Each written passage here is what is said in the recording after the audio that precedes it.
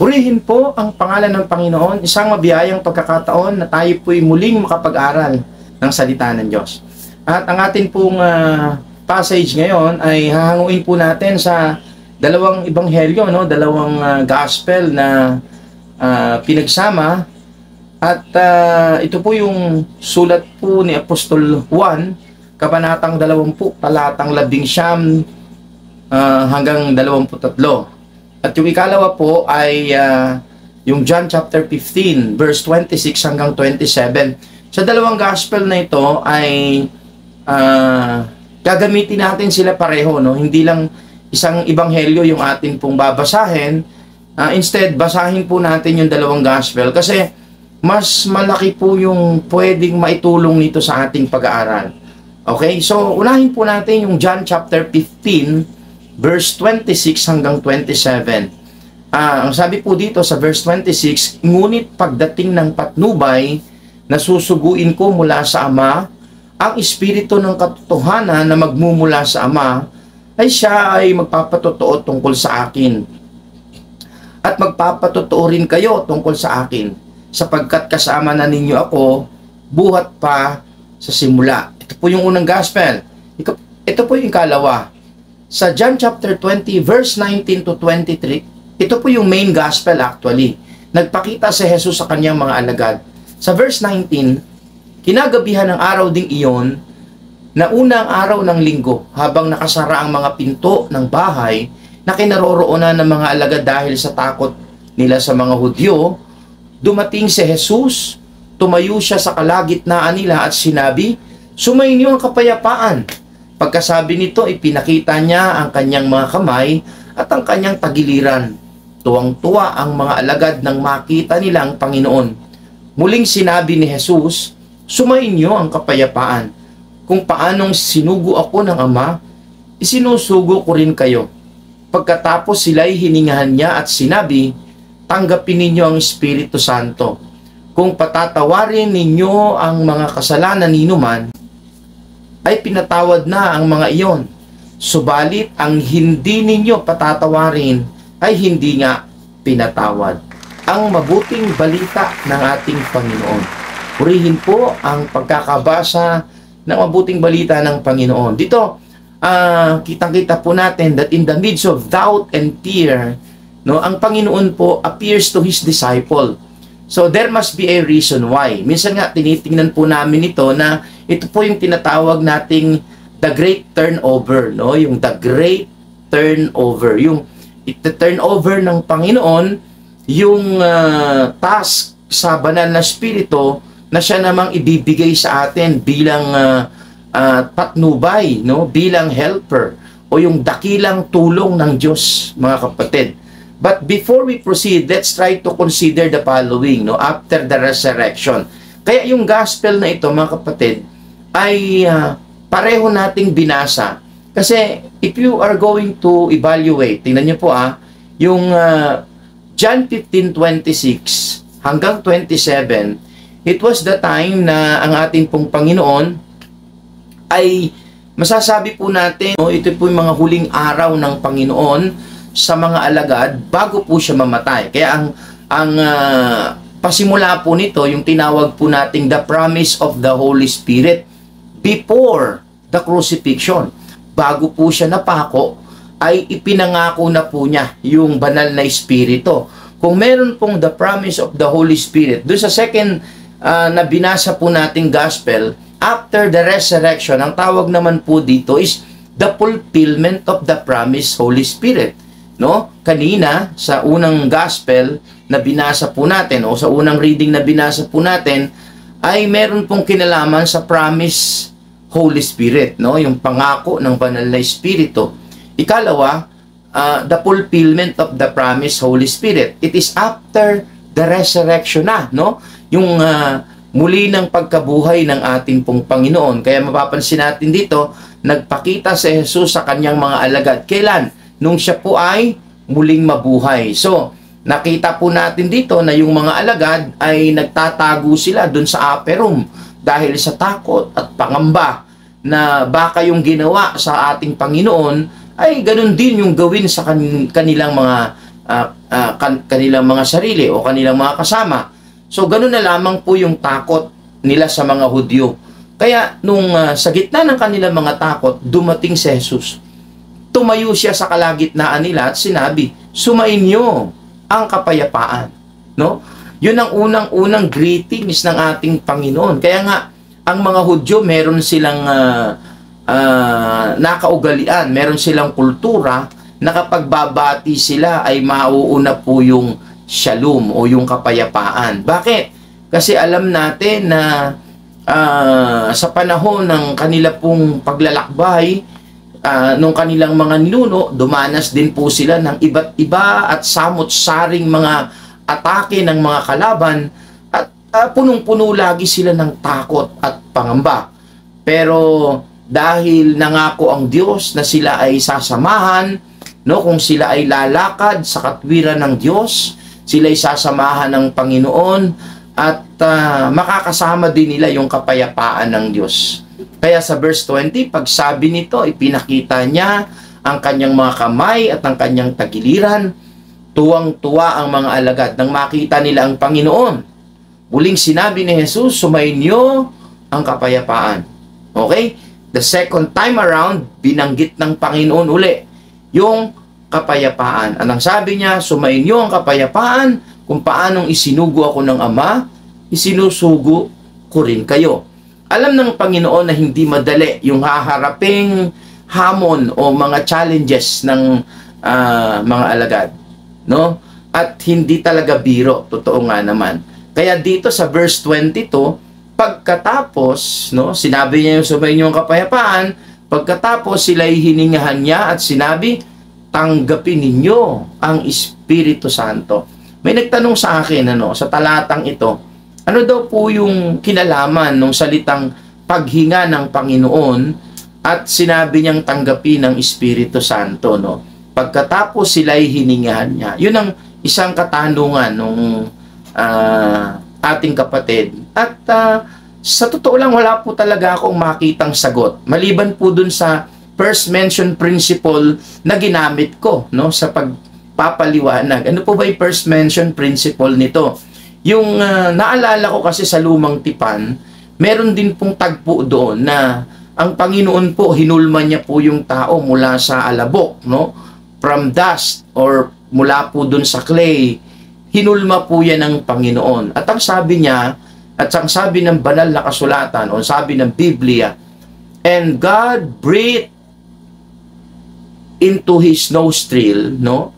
"And it became a living soul." Hiningahan daw po ng Panginoon ng buhay, no?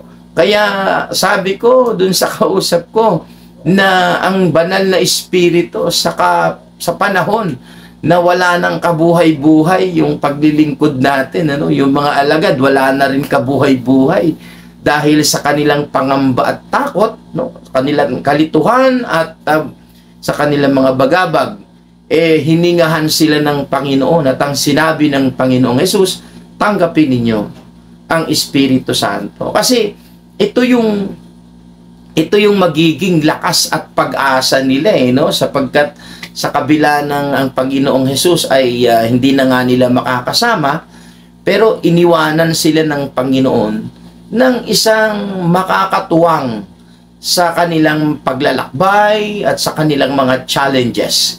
Kaya ang sabi niya dito sa verse 23, "Kung patawarin ninyo ang mga kasalanan ninyo man, ay pinatawad na ang mga iyon.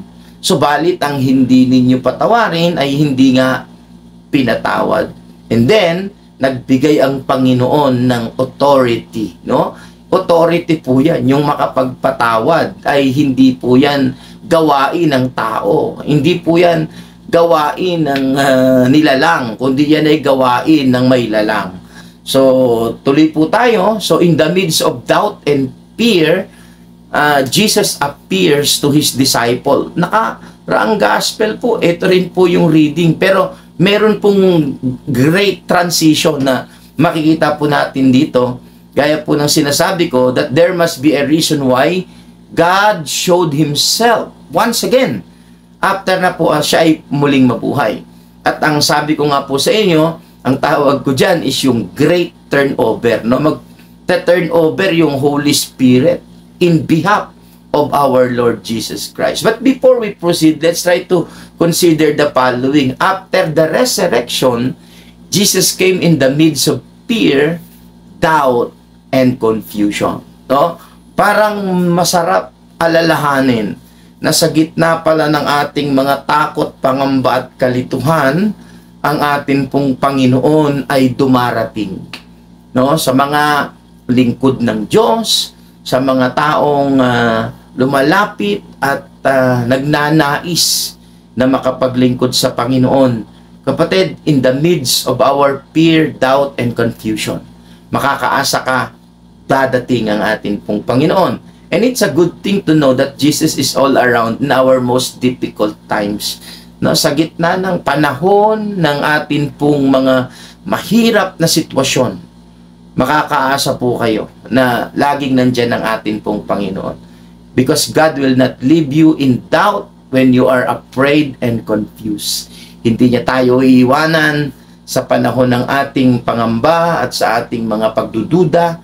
Lagi niyang dadalahin yung katunayan na ang pangako niya sa atin ay hindi niya tayo iiwan, hindi niya tayo pababayaan. Minsan magandang quotation po yan no? Maraming gumagamit niyang quotation na yan na sabi ng Diyos, hindi niya tayo iiwan, hindi niya tayo pababayaan, sasamahan niya tayo hanggang sa katapusan ng mundo.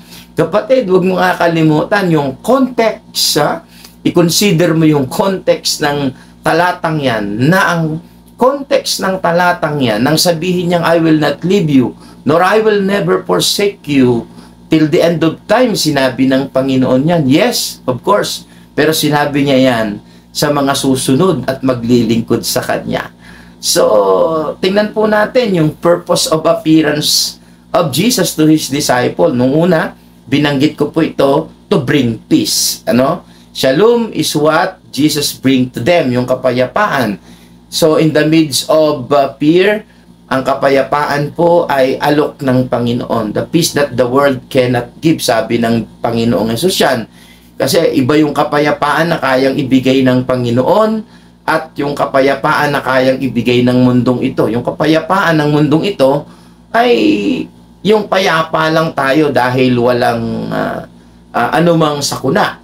Pero ang kapayapaan ng Panginoon kahit sa gitna ng sakuna, kahit sa gitna ng panganib, ay kaya po nating maging mapayapa.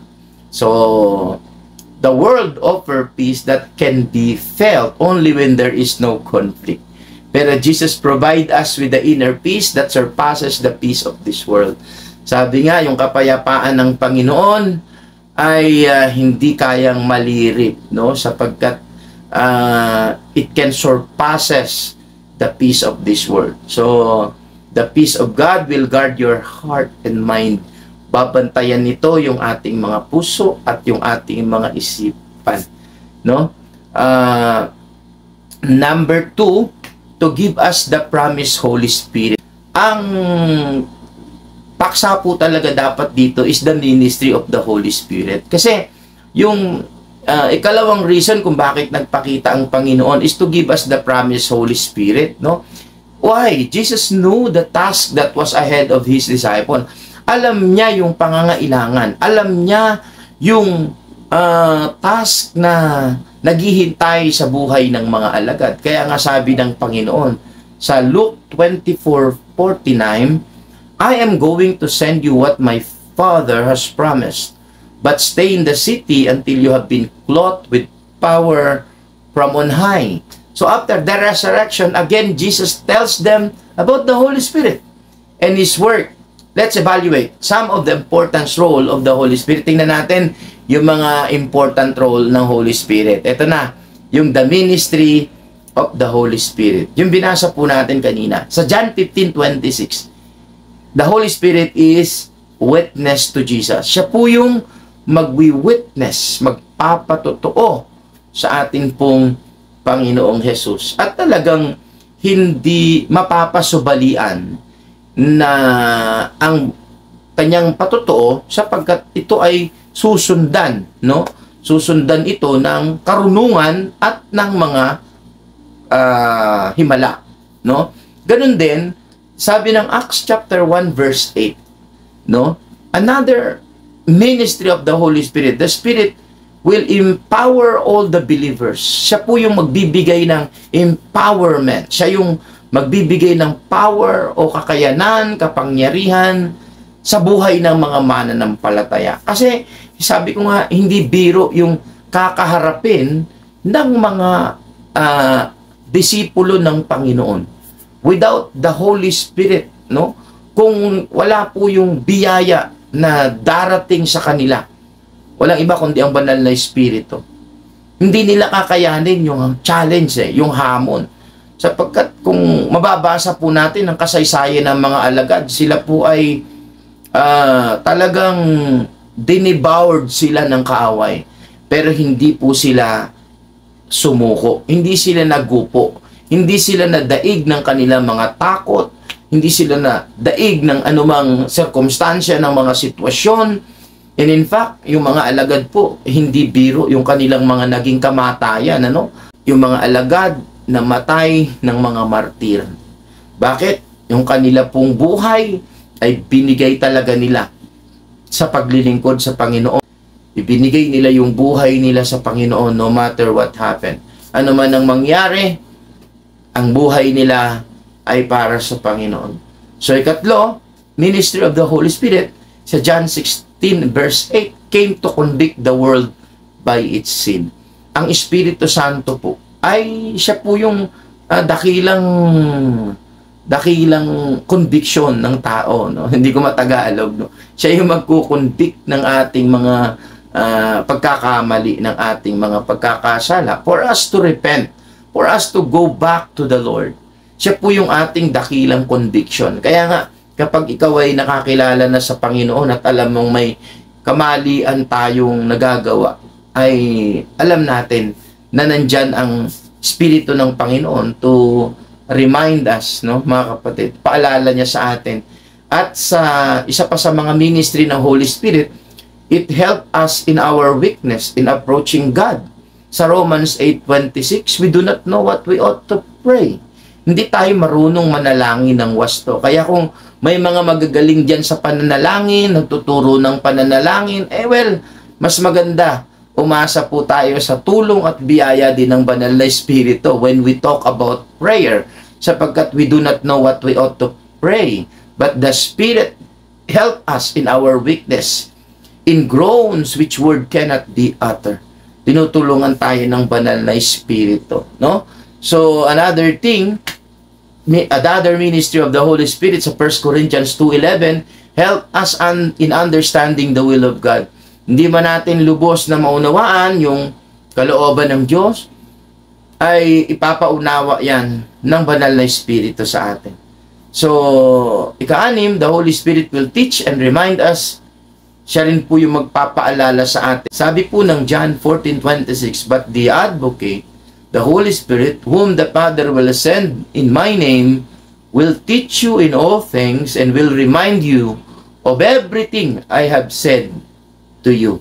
So, kung minsan malilimutan natin yung mga paalala ng Panginoon, well, the Holy Spirit will take charge, no? He will remind us and He will guide us in all truths.